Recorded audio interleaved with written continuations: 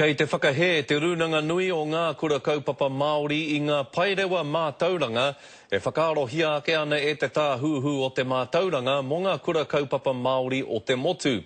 Anei te ro ngā ke o ngā whakamahuki ia Hinarangi Goodman.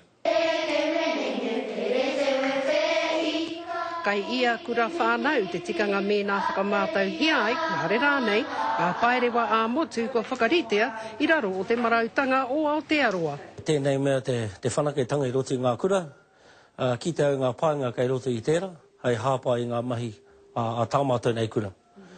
Ko te mea nui kia whakatū tā mātou kura marau, mā te kura marau, ka hāpā i ngā whanaketanga i a mātou nei kura marau.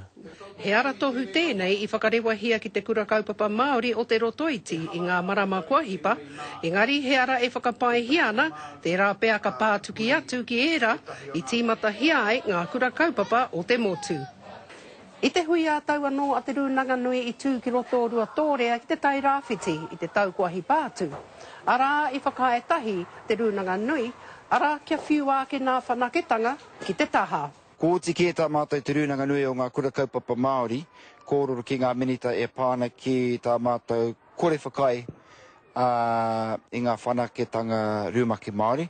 Ka kite au etahi o ngā painga o ngā whanaketanga, hei hāpai i ngā mahi a te kaiako, kia kōrero hea ki ngā mātua, ki te hāpori, me pēhea te haere o ngā mahi a tō tamaiti, me ki a te kura. He marautanga e āki hiana e te manatū mātauranga, ko ngā whakahau i aia nei ki aia, me a tahaere. Ko tai ki te wā, me hangaia hea tonutia i te marautanga aho matua, me ngā aromatawai e hāngai ana ki ōna tini āhuatanga. Tāria te wā e ki te ai te ahunga o tēnei kaupapa.